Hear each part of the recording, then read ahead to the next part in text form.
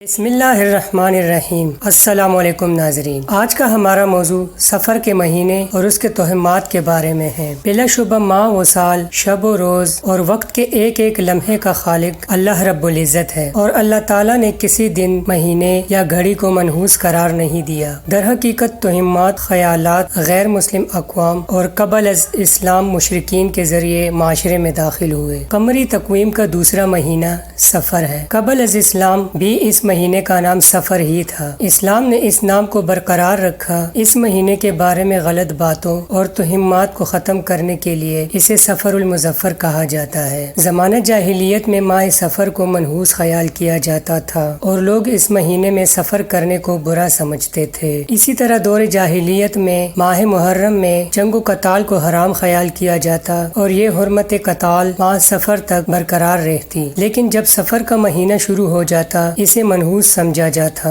ماہ سفر میں جب جنگ و جدال دوبارہ شروع ہو جاتے، اہل عرب جنگ کے لیے چلے جاتے اور گھروں کو خالی چھوڑ جاتے، اس لیے اس مہینے کا نام سفر، جس کی معنی خالی ہے، رکھا گیا تھا۔ الغرض آج کے باشعور معاشرے میں بھی بہت سے لوگ ماہ سفر کے بارے میں جہالت اور دین سے دوری کے سبب ایسی توہمات کا شکار ہے جن کا دین اسلام سے دور کا بھی کوئی تعلق نہیں ہے۔ جیسا کہ اس مہینے میں توہم پرست لوگ شادی کرنے کو نحوست کا باعث قرار دیتے ہیں۔ اس میں کسی کام، مثلا کاروبار وغیرہ کی ابتدا نہیں کرتے، لڑکیوں کو رخصت نہیں کرتے۔ اس قسم کے اور بھی کئی کام ہیں جنہیں کرنے سے پرہیز کرتے ہیں۔ ان لوگوں کا اعتقاد ہوتا ہے کہ ہر وہ کام جو اس مہینے میں شروع کیا جاتا ہے وہ منحوس یعنی خیر و برکت سے خالی ہوتا ہے۔ بلا شبہ ماہ و سال، شب و روز اور وقت کے ایک ایک لمحے کا خالق اللہ رب العزت ہے، اور اللہ تعالیٰ نے کسی دن، مہینے یا گھڑی کو منحوس قرار نہیں دیا۔ در حقیقت ایسے توہمات، خیالات غیر مسلم اقوام اور قبل از اسلام مشرکین کے ذریعے معاشرے میں داخل ہوئے، اور آج یہی فاسد خیالات مسلم اقوام میں در آئے ہیں، جبکہ دین اسلام کے روشن صفحات ایسی توہمات سے پاک ہے۔ کسی وقت کو منحوس سمجھنے کی اسلام میں کوئی گنجائش نہیں، بلکہ کسی دن یا کسی مہینے کو منحوس کہنا در حقیقت اللہ رب العزت کے بنائے ہوئے زمانے میں جو شب و روز پر مشتمل ہے، نقص اور عیب لگانے کے مترادف ہے۔ ارشادی باری تعالیٰ ہے کہ آدم کا بیٹا مجھے تکلیف دیتا ہے، وہ وقت، دن، مہینے، سال کو برا کہتا ہے، حالانکہ وقت، زمانہ میں ہوں، بادشاہت میرے ہاتھ میں ہے، میں ہی دن اور رات کو بدلتا ہوں۔ اس سے معلوم یہ ہوا کہ دن رات اللہ تعالیٰ کے پیدا کردہ ہے۔ کسی کو عیب دار ٹھہرانا خالق و مالک کی کاریگری میں عیب نکالنا ہے۔ ایک حدیث میں رسول اللہ صلی اللہ علیہ وآلہ وسلم نے توکل کے بارے میں فرمایا، جان لو کہ اگر لوگ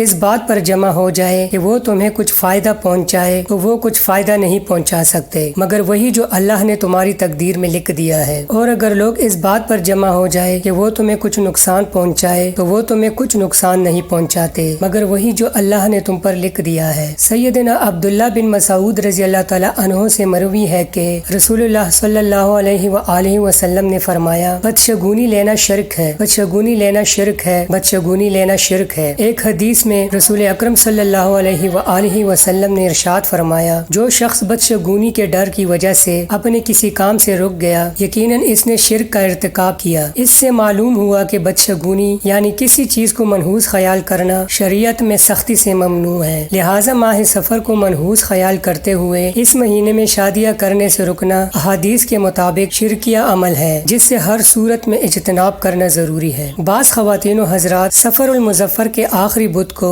عید کی طرح خوشیاں مناتے ہیں، جس کی وجہ یہ بیان کی جاتی ہے کہ جناب نبی اکرم صلی اللہ علیہ وآلہ وسلم آخری بدھ میں صحت یاب ہوئے تھے اور سیر و تفریح کے لیے باہر تشریف لے گئے تھے، حالانکہ اس دعویٰ کی اصل نہ حدیث میں ہے اور نہ ہی تاریخ کی کتابوں میں موجود ہے۔ برِ صغیر میں ماہ سفر کو 13 تیزی کا مہینہ بھی کہا جاتا ہے۔ ایسا کہنے والوں کا گمان یا خیال ہے کہ اس ماہ کے پہلے 13 دن بہت منحوس ہوتے ہیں۔ ان دنوں میں جادوگر، جنات اور بدروہیں کل عام آفات مچاتی ہے اور کام بگاڑتی ہے۔ ایک کہاوت یہ بھی بنائی گئی ہے کہ ان دنوں میں کوئی بیماری ہو جائے تو وہ مریض مشکل سے بچتا ہے، یا اس ماہ میں لگنے والی بیماری مہلک یا شدید ثابت ہوتی ہے، جبکہ یہ سب باتیں عوام میں پھیلا دی گئی ہے جو کہ محض توہمات اور گھڑی ہوئی باتیں ہیں، لغویات اور بدعات ہے اور دین حنیف میں اضافہ ہے۔ شریعت میں ان کا کوئی جواز نہیں۔ اسلام ایک مکمل ضابطہ حیات ہے جو ضلالت و جلالت سے مبرہ اور دلائل سے آراستہ ہے۔ اسلام کے تمام احکام پایہ تکمیل تک پہنچ پہنچ چکے ہیں اور اس دین مبین میں خرافات و بدعات کے لیے کوئی جگہ نہیں ہے۔ اب کوئی نام نہاد عالم دین، مفتی یا محدث جو اس دین مبین اور صاف شفاف چشمے میں بدعات و خرافات کا زہر ملائے، لیکن افسوس ہے کہ شیطان اور اس کے پیروکاروں نے اس دین صافی کو ضلالت و جہالت سے خلط ملط کرنے اور خرافات سے داغدار کرنے میں کوئی کسر نہیں چھوڑی۔ دین اسلام نے انسان کی ہر سطح پر کامل رہنمائی کی ہے۔ اللہ تعالیٰ کی ذات پر ایمان، اعتقاد اور توکل کا تقاضا یہ ہے کہ سب کچھ اسی سے ہونے کا یقین انسان کے قلب و ذہن میں راسخ ہو۔ کسی شے کے بارے میں بدفعلی، نحوست اور توہم پرستی کا نظریہ در حقیقت ایک غیر اسلامی سوچ اور اسلامی تعلیمات کے سراسر منافی عمل ہے۔ ہمیں یاد رکھنا چاہیے کہ ہم اپنے خالق و مالک اللہ کریم کو اس صورت میں راضی کر سکتے ہیں کہ جب ہم اس کے ارشادات اور تعلیمات کی پابندی و پیروی کریں اور شریعت و سنت کے مقابلے میں اپنی نفسانی خواہشات اور توہمات کو کبھی ترجیح نہ دیں۔ انشاءاللہ پھر ملیں گے ایک نئے موضوع کے ساتھ۔ ویڈیو اچھی لگی ہو تو لائک کیجیے اور چینل کو سبسکرائب کر دیجیے۔ اللہ حافظ۔